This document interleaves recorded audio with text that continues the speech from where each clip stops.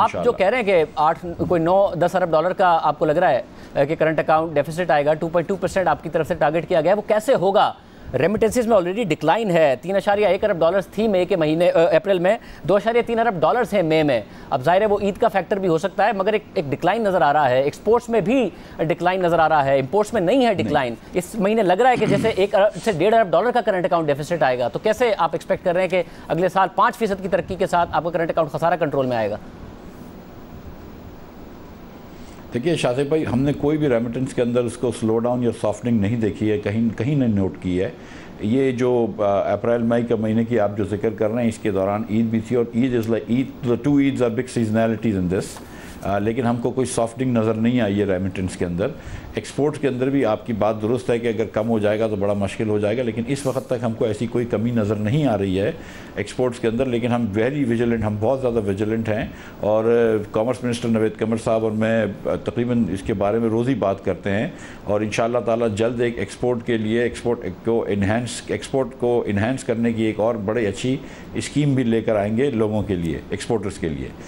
ये तो एक बात हो गई। इंपोर्ट को हम कोशिश कर रहे हैं कंप्रेशन की, हम ये नहीं एक्सपेक्ट कर रहे हैं कि इंपोर्ट की प्राइसेस नेसेसरली कम हो जाएंगी। हम तो इसी प्राइस पे हम कुछ ना कुछ करके इंपोर्ट की कंप्रेशन की कोशिश करेंगे। लेकिन इस वक्त तक मैं आपको सच बता रहा हूँ कि कोई ऐसी तशवीश नज़र नहीं आ रही है।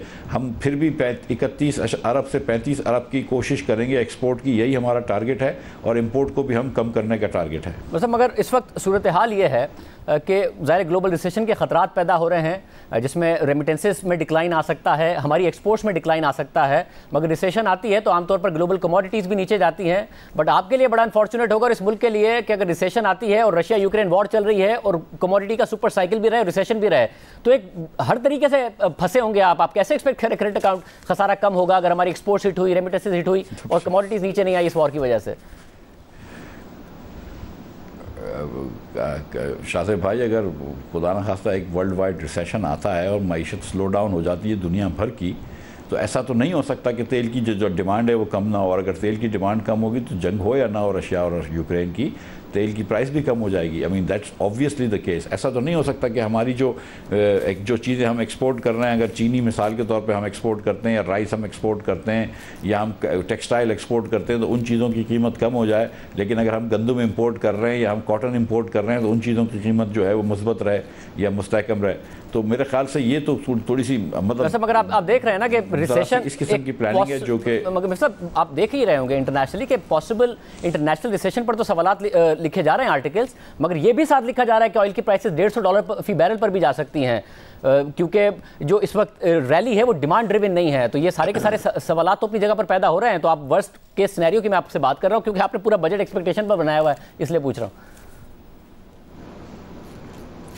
भाई कोई भी बजट जो है वो एक्सपेक्टेशंस पे बनता है ना। आई एक्सपेक्ट कि इतना इन्फ्लेशन होगा, आई एक्सपेक्ट इतनी ग्रोथ होगी, आई एक्सपेक्ट इतनी करेंसी होगी। एक्सपेक्टेशन के बगैर कैसे बनाया जाएगा? Expectation based on ground reality बात आपकी है बिल्कुल। मैं तो इस बात जी मैं यहाँ एक्सपेक्टेशन बेस्ड ऑन रियलिटी, मतलब मैं समझता हूँ कि मैंने जो इन्फ्लेशन के या डिवैल्यूएशन के या एक्सपोर्ट्स के नंबर्स लिए हैं या लोकल ग्रोथ के नंबर्स लिए हैं, वो मेरे ख्याल से बड़ी रियलिस्टिक हैं।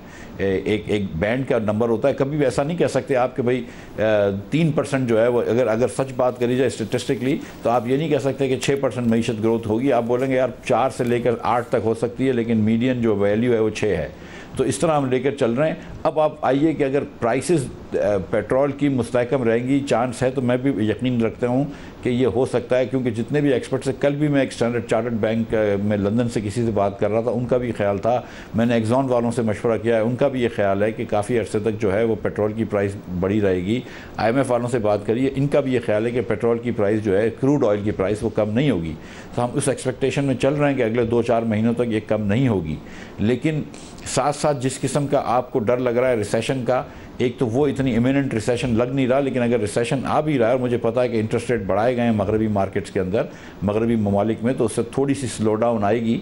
लेकिन अगर स्लो डाउन आई तो मैं समझता हूँ कि साथ साथ ऑयल की डिमांड ज़रूर कम होगी और उससे जो है वो प्राइस कम होगी। लेकिन यूक्रेन की जंग के दौरान ही $90 का भी प्राइस ऑयल मिली है और $123 की भी ऑयल मिली है। बिल्कुल उम्मीद करते हैं ऐसा ही होगा, हो जाता है, जंग में 90 भी हो सकता है।